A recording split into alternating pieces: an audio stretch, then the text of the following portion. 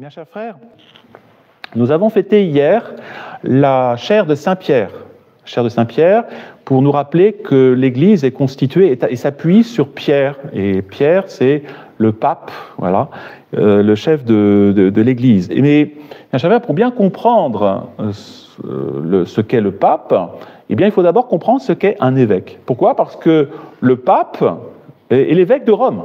Bien sûr, c'est l'évêque des évêques, c'est le primat, c'est le premier entre tous les évêques. Il jouit du caractère de l'infaillibilité, particulièrement dans certaines circonstances, pas tout le temps. Et bien chers frères, pour comprendre la crise aussi, eh bien, il faut comprendre justement ce qu'est un évêque. Ce que c'est qu'un évêque. Pourquoi c'est d'autant plus important ? Eh bien, vous avez compris qu'en 1988, quand Monseigneur Lefebvre a sacré bien sûr 4 évêques, il a accompli ce qu'on appelle l'opération survie. Et on a dit ça non pas quand il a fondé la fraternité Saint-Pie X, mais quand il a sacré 4 évêques. C'est ça l'opération survie. Et donc, c'est à ce moment-là que les catholiques, en 88, ont compris effectivement l'importance des évêques comme autorité légitime de l'Église. Parce que l'épiscopat est nécessaire à la vie de l'Église. On ne peut pas vivre dans l'Église sans évêque. C'est très important, même nous de la résistance. Et on ne peut pas combattre le bon combat de la foi sans évêque. C'est impossible. Il faut des évêques. Et malheureusement, cet esprit attaché aux évêques, attaché à l'autorité, bien chers frères, eh bien, semble avoir disparu chez beaucoup, même dans la tradition. Je suis très étonné, pour se centrer sur des aspects secondaires de la vie catholique. Importants, mais secondaires, que sont, par exemple, des congrégations religieuses, que sont des instituts, que sont des ordres, que sont tout ça. C'est très bien, c'est très beau, c'est nécessaire à la vie de l'Église, mais ce sont des choses qui ne sont pas la colonne vertébrale de l'Église. Ce sont des choses secondaires. Et il ne faut pas mettre le secondaire avant le primaire. Or, mes chers frères, quand on regarde le Concile Vatican II, qu'est-ce que le Concile Vatican II ? On le voit souvent par rapport à la messe, par rapport à la liturgie, par rapport au rapport avec les fausses religions ou les États, bien sûr, et il y a des choses graves en ce domaine. Mais, bien chers frères, un des grands coups de l'Église, de ce concile, que le concile a porté, un des coups les plus profonds, et ça a été contre le sacerdoce catholique. Et les évêques, vous le savez, ce sont des prêtres achevés, des prêtres complets. Et donc les premières victimes, bien chers frères, de la messe, de la nouvelle messe, ce sont les prêtres et les évêques. Pourquoi ? Parce que les prêtres et les évêques célèbrent la nouvelle messe tous les jours, et donc ils en sont les premiers empoisonnés. C'était le grand poison. On voit souvent la nouvelle messe par rapport aux fidèles, mais la nouvelle messe, elle est d'abord dangereuse pour les prêtres et les évêques. Et le deuxième angle d'attaque, qui a été celui du Concile, et on le voit aujourd'hui avec Pape François, avec son fameux synode, eh bien, ça a été justement de transformer l'Église en un collège, c'est-à-dire dans un état permanent de dissolution du pouvoir des prêtres, bien sûr, mais surtout des évêques, et bien sûr du pape. Et malgré la fermeté, l'exemple de Monseigneur Lefebvre, qui a montré justement ce qu'il fallait faire, eh bien cet esprit collégial a pénétré même le monde de la tradition. Alors, il faut rappeler, bien chers frères, que l'évêque, il a un rôle absolument irremplaçable.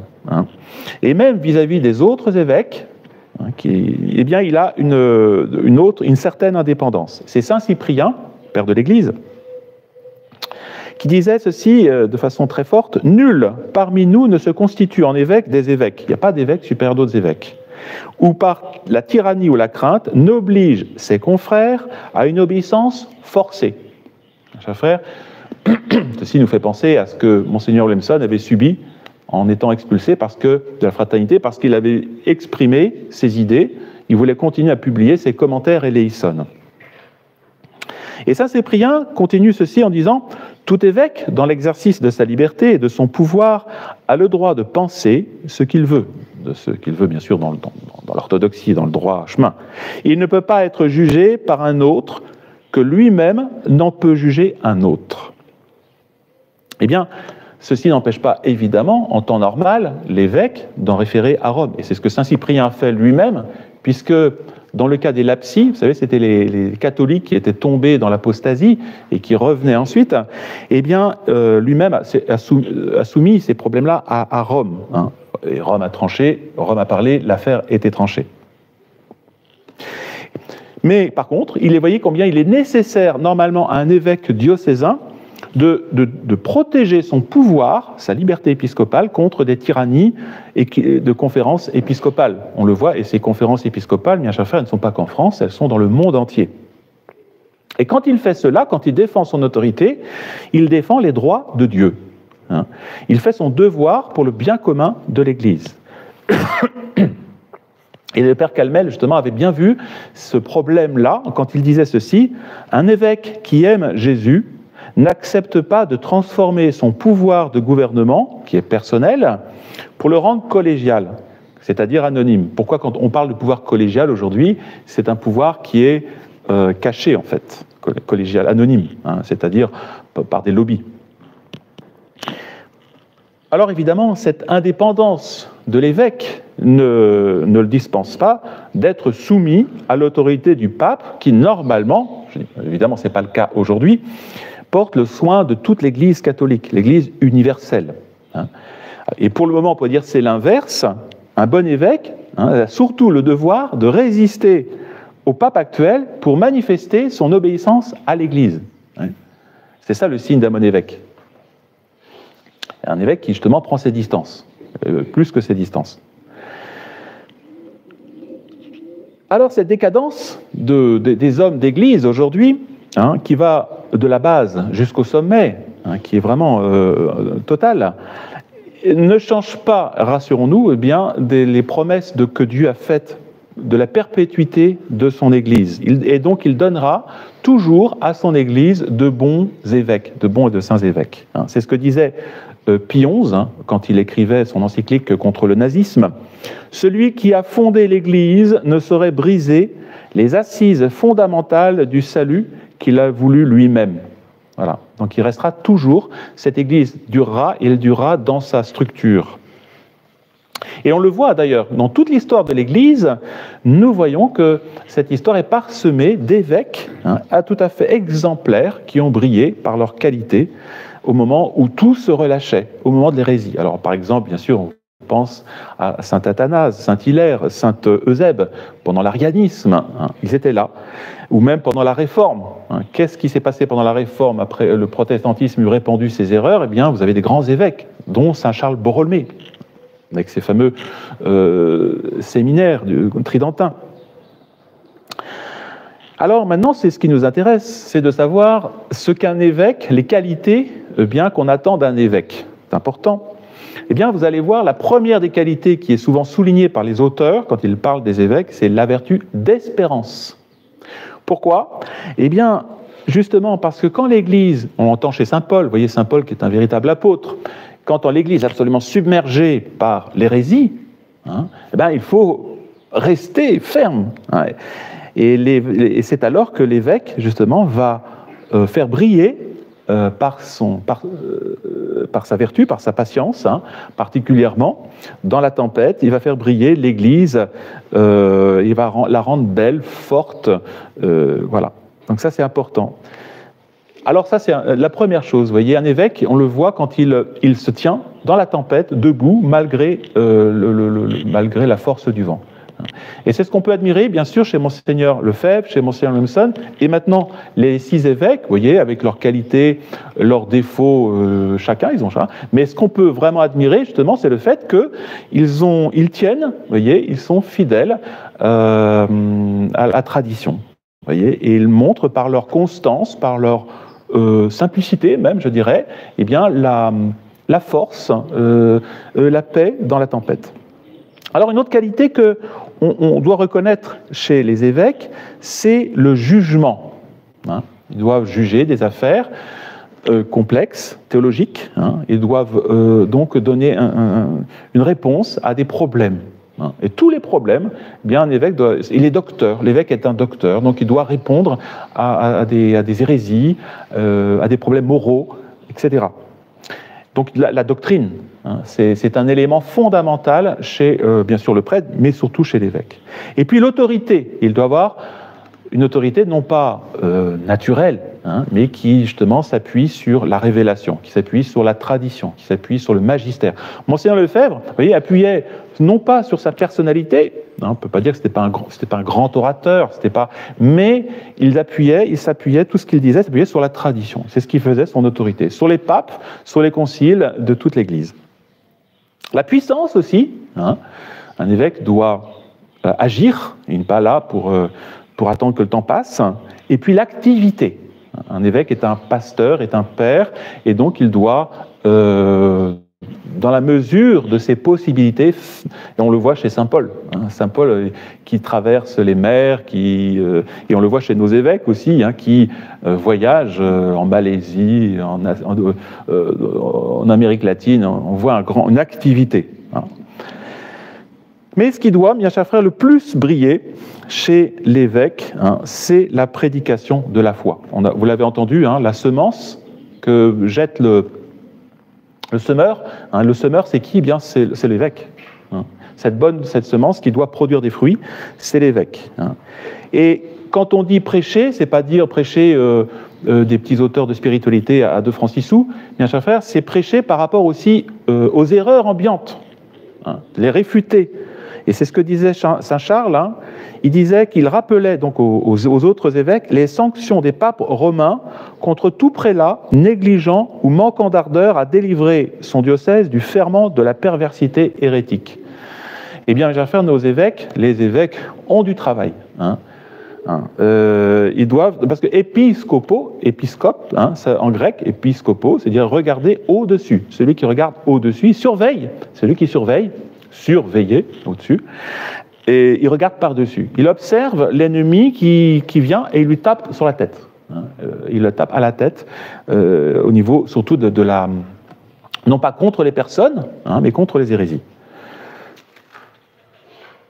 Et donc, lui-même doit former, c'est son but, des prédicateurs qui vont correspondre justement à son besoin. Il va former des prédicateurs et des prêtres et d'autres instituts qui vont l'aider dans son travail. Et donc, dans le contexte d'apostasie ambiante, vous le voyez, le rôle de l'évêque sera principalement d'éclairer les âmes sur le danger du libéralisme, du Concile Vatican II, bien sûr, du judaïsme talmudique, du mondialisme aussi. Hein, c'est pas, mes chers frères, c'est un danger, non pas qui nous menace spirituellement, mais en tout cas qui étouffe les nations, et qui est en train d'étouffer les nations dans l'apostasie, hein, qui gangrène la société humaine. Hein. Et un évêque, donc, ne peut pas être silencieux, n'a pas le droit d'être silencieux par rapport à toutes ces choses-là. Alors, aujourd'hui, comment, mes chers frères, comment avoir de bons évêques et pourquoi? Eh bien, il est impossible, vous le comprenez, qu'un bon évêque puisse rester dans le cadre de la hiérarchie conciliaire. C'est évident. Hein. Tant que Rome est infestée par les erreurs ambiantes, les erreurs modernistes, un évêque ne peut pas accomplir sa mission épiscopale. Ou alors il sera obligé de la restreindre jusqu'à ne plus rien dire du tout. Hein. Ou alors, localement, on lui mettra des bâtons dans les roues, ou alors il aura des commissions diocésaines, où il aura des harpies qui l'obligeront à orienter, ou des lobbies qui l'obligeront à s'orienter dans un sens ou dans un autre. Et donc, un bon évêque ne peut pas, moralement, rechercher une communion canonique, hein, avec cette nouvelle Église. Et cette recherche, d'ailleurs, sera le signe un peu de son abandon du combat de la foi. Ce sera un signe d'une trahison. Le signe d'un bon évêque, justement, c'est qu'il ne voudra pas rechercher de communion canonique avec ces fauteurs d'erreurs. Ce n'est pas possible, c'est un signe, c'est évident. Et on est étonné de voir que certains disent, si, il faudrait des liens canoniques avec ces gens-là, vous comprenez, il faut qu'on soit reconnu par ces gens-là. Mes chers frères, c'est un signe clair et évident qu'on ne veut plus combattre pour la foi, qu'on veut simplement une certaine prospérité humaine et matérielle. Alors on me dit, mais alors, si l'évêque n'a plus de juridiction dans ce cadre-là, parce que normalement, ce qui fait la légitimité, c'est sa juridiction, sa communion avec Rome, quand Rome est en ordre. Cette communion avec Rome établit normalement l'évêque dans une juridiction, ce qu'on appelle ordinaire, sur le diocèse, voilà, ou extraordinaire, quand par exemple l'évêque participe avec le pape à un concile œcuménique. L'évêque va avoir une juridiction, ce qu'on appelle universelle, parce qu'elle est en lien avec le pape. Mais alors, comment faire aujourd'hui? Que doit faire un évêque? Eh bien, justement, s'il veut garder sa légitimité, pour être en communion avec François, la réponse est simple. L'évêque fidèle doit se rattacher à l'Église universelle, c'est-à-dire à toute la tradition, à tous les papes, à tous les conciles passés. Il n'aura certes pas un diocèse, mais il sera rattaché à l'Église universelle, qui va justement lui donner une autorité, une légitimité dans sa charge épiscopale. Il pourra prêcher, il pourra même donc sacrer d'autres évêques, pour justement continuer cette œuvre catholique. Il pourra combattre les erreurs, tout à fait légitimement. Il pourra même former un clergé, ordonner des prêtres, confirmer, dispenser, donner des dispenses à ceux qui en ont besoin, pour les mariages, des choses comme ça. Il pourra favoriser la vie religieuse. Et c'est pas l'inverse, vous voyez. Donc la vie catholique va s'établir justement en harmonie avec ses évêques fidèles, et non pas l'inverse. C'est pas les fidèles qui vont déterminer, qui vont déterminer l'évêque. On n'est pas en démocratie.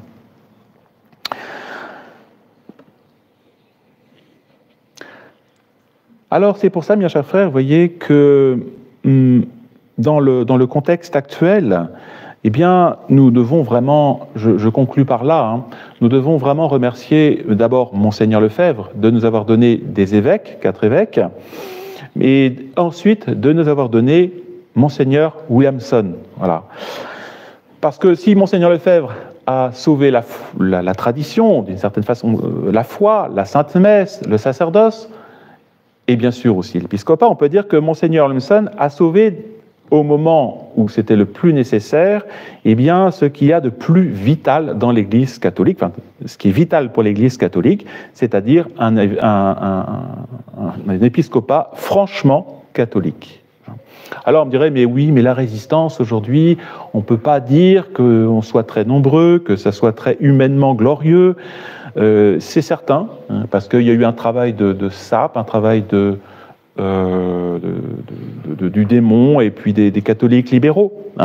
Mais peu importe. L'essentiel, bien chers frères, vous voyez, c'est de se dire, oui, nous sommes dans la partie vivante de l'Église parce que, justement, nous suivons des évêques franchement catholiques. Alors, que ceci, bien chers frères, vous voyez, soit une leçon à ce qui s'est passé au Concile, avec la chute des évêques, parce que c'est ça, le Concile Vatican II, d'une certaine façon. Il n'y a qu'un seul ou 2 évêques qui ont réagi, ils étaient bien plus nombreux. Et ensuite, avec la chute de la fraternité, ils étaient 4, il n'y en a qu'un seul qui a réagi. Voilà. Donc, ça doit être une leçon pour nous, mes chers frères, parce que nous devons, vous voyez, ne pas nous appuyer sur ce qui est trop humain, les qualités humaines ou ce qui nous apparaît sympathique. Il faut s'appuyer, il faut avoir un regard de foi catholique. Et Dieu, ainsi, nous donnera toujours, de bons évêques qui vont refléter la sainteté, la beauté de l'Église dans son enseignement, à travers leurs actes et à travers leurs œuvres. Alors que nous ne sommes pas encore dans le temps du carême, mais c'est peut-être, vous voyez, l'occasion de s'engager dans un carême avec la résolution de prier justement pour la fidélité des évêques à leur mission. Je pense que c'est... Et bien sûr, l'évêque de Rome. Il faut prier pour qu'il y ait un retour du pape et de la papauté à la tradition. Mais nous devons prier vraiment aussi pour nos évêques, nos 6 évêques, pour leur fidélité à la tradition. Qu'ils soient forts dans la tempête, ainsi soit-il. Au nom du Père, du Fils, Saint-Esprit, ainsi soit-il.